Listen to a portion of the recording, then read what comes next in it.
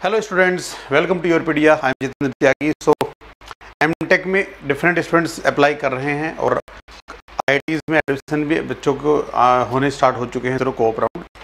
But बहुत सारे students ऐसे हैं जिनका गेट स्कोर बहुत लो है या जिन्होंने गेट क्वालिफाई नहीं किया है and they want to pursue M Tech. ठीक है, सो आईआईटीज़ में भी सेल्फ स्पॉन्सर्ड प्रोग्राम है और एनआईटीज़ में भी सेल्फ स्पॉन्सर्ड प्रोग्राम है जिनके थ्रू आप एडमिशन ले सकते हो और जो भी आपकी मतलब फेवरेट ब्रांच है उसमें आप जा सकते हो। तो उसी सीक्वेंस में आज मैं बात करूंगा एनआईटी जालंधर की। ठीक है, तो एनआईटी जालंधर में एमटेक के लिए फॉर्म ओपन हुए हैं और ये जो फॉर्म्स ओपन हुए हैं एनआईटी जालंधर में, ये बोथ कैंडिडेट के लिए हैं, गेट और विदाउट गेट। अगर आपका गेट क्वालिफाइड है then also you are eligible, and अगर आपका गेट क्वालिफाइड नहीं है then also you are eligible in self sponsored category. Okay, so यहाँ पे आप देख सकते हैं एडमिशन टू एमटेक से full time self sponsored program. अब ये इन्होंने सेपरेट फॉर्म निकाला एक्चुअली, राइट। वैसे तो ये सीसीएमटी के थ्रू एडमिशन लेते हैं, लेकिन इस बार इन्होंने क्या किया है कि गेट के बेसिस पे भी सेपरेटली एप्लीकेशन फॉर्म लिया है, सेपरेट एडमिशन प्रोवाइड कर रहे हैं। ओके, तो यहाँ पे जो मेन डिटेल है वो क्या क्या है कि अगर आप डिफरेंट प्रोग्राम में अप्लाई करना चाहते हो आपको सेपरेट फॉर्म भरना पड़ेगा। अगर एक से ज़्यादा आप एप्लीकेशन डालना चाहते हो 1000 फी है, एप्लीकेशन फी है, और 500 है SC ST और PWD कैंडिडेट के लिए। ओके, और जो लास्ट डेट है ऑनलाइन सबमिशन की फॉर्म के वो है 17 मई 2024 4 PM। 17 मई से पहले 4 बजे से पहले आपको ये फॉर्म भरना है। ठीक है, जो भी स्टूडेंट्स इसमें एडमिशन लेना चाहते हैं 17 मई से पहले इसको कंप्लीट कर लें, राइट। अब इसमें हम डिटेल देखते हैं अगर तो क्या क्या प्रोग्राम है और उनमें किस कैटेगरी में कितनी सीट्स हैं। सो ऑलमोस्ट सारी जो मेन ब्रांचेस है वो यहाँ पे अवेलेबल हैं। बायोटेक्नोलॉजी है, centre for energy and environment है, ठीक है ना।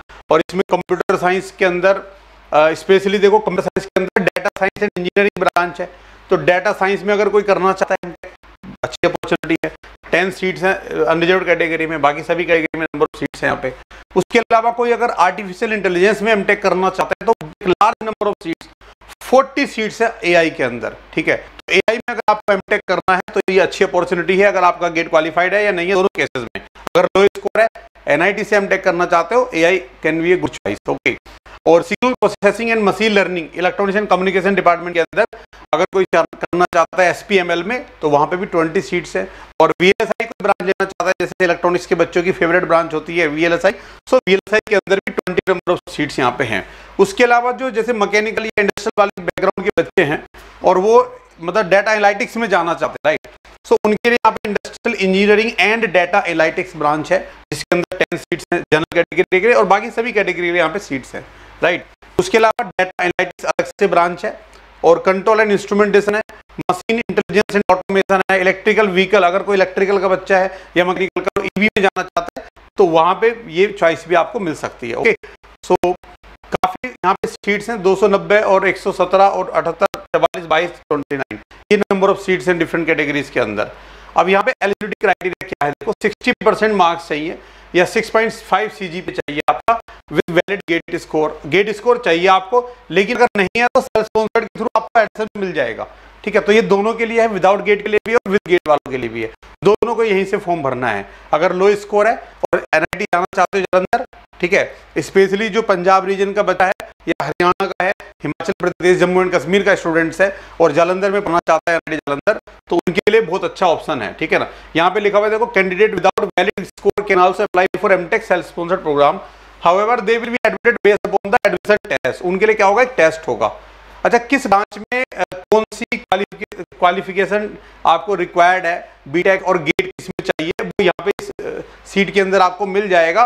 मैं बात करूंगा जो मेन ब्रांचेस हैं, जैसे डाटा साइंस में अगर कोई जाना चाहता है तो आपका गेट होना चाहिए DA में और CS में। ओके, उसके अलावा कोई अगर आर्टिफिशियल इंटेलिजेंस में जाना चाहता है तो आपका गेट किसी भी ब्रांच में हो, सारी ब्रांच यहाँ पे जो लिखी हुई है देखो, इलेक्ट्रिकल भी है, electronics and communication, instrumentation, mechanical, ठीक है, सारी ब्रांचेस मेन में जितनी भी सिविल इंजीनियरिंग, केमिकल, ठीक है, एरोस्पेस, इन सभी में अगर गेट है और बीटेक किसी भी ब्रांच में है आपका 60% के साथ तो एआई में आप जा सकते हो। ओके, सारी ब्रांच के बच्चे, मैकेनिकल हो, केमिकल हो, कोई भी ब्रांच हो, आप सभी के लिए आर्टिफिशियल इंटेलिजेंस में 40 सीट्स हैं और यहाँ पे आपको एडमिशन मिल सकता है। ओके, और SPML के लिए ECEIN STMA में होना चाहिए, VLSI के लिए ECEIN PH में होना चाहिए। तो आप जिस ब्रांच में अप्लाई करना चाहते हो उसका देख लेंगे क्या क्राइटेरिया है, ठीक है। और डेटा एनालिटिक्स के लिए गेट चाहिए आपका CS में और DA में, और बीटेक आपका किसी भी ब्रांच में हो। Okay, so now other important information यहाँ पे क्या है, क्वालिफाइंग डिग्री इन्होंने दिया हुआ है, कौन कौन सी क्वालिफाइंग डिग्री है, ठीक है, उसके बारे में सारी डिटेल दे रखी है। For non GATE candidate the syllabus of the entrance test, अच्छा ये दिया हुआ है सिलेबस कि जो गेट 2024 का सिलेबस होगा रेस्पेक्टिव गेट पेपर का, जिस डिपार्टमेंट में आप अप्लाई कर रहे हो ना, तो यहाँ पे क्या दिया हुआ है कि अगर आप विदाउट गेट अप्लाई कर रहे हो तो आपको एक टेस्ट देना पड़ेगा NIT जालंधर का, ठीक है। उस टेस्ट का जो सिलेबस रहेगा वो उस डिपार्टमेंट में जो गेट का पेपर होता है, जैसे कंप्यूटर साइंस डिपार्टमेंट है तो CS का पेपर मेन होगा, ठीक है ना, तो उस तरीके से आपको गेट पेपर के हिसाब से सिलेबस डिसाइड होगा, राइट।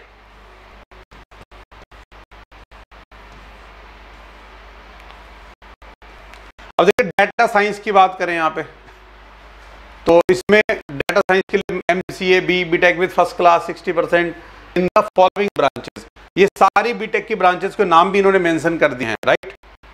तो आप अपनी ब्रांच के हिसाब से मैच कर लेंगे कि आपकी ब्रांच किस डिपार्टमेंट में एलिजिबल है।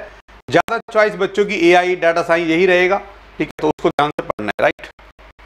उसके अलावा एडमिशन प्रोसीजर यहाँ पे दिया हुआ है, GATE qualified candidate shall be admitted without any entrance test based upon the gate score and non-gate candidate shall be admitted based upon the entrance test, ठीक है। अगर आप विदाउट गेट है तो एंट्रेंस टेस्ट होगा, और preference will be given to GATE qualified candidate first in order of the rank. Okay, so ये important information थी।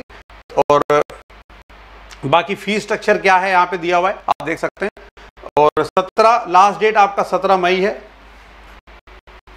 और written test for non GATE candidate जो विदाउट गेट वाले बच्चे हैं, ठीक है ना, ऑफलाइन मोड में रिटन टेस्ट होगा 18 मई को 2024, ठीक है ना, 18 मई को ही 18 मई 2024 को सुबह 10 बजे आपका रहेगा रिटन टेस्ट।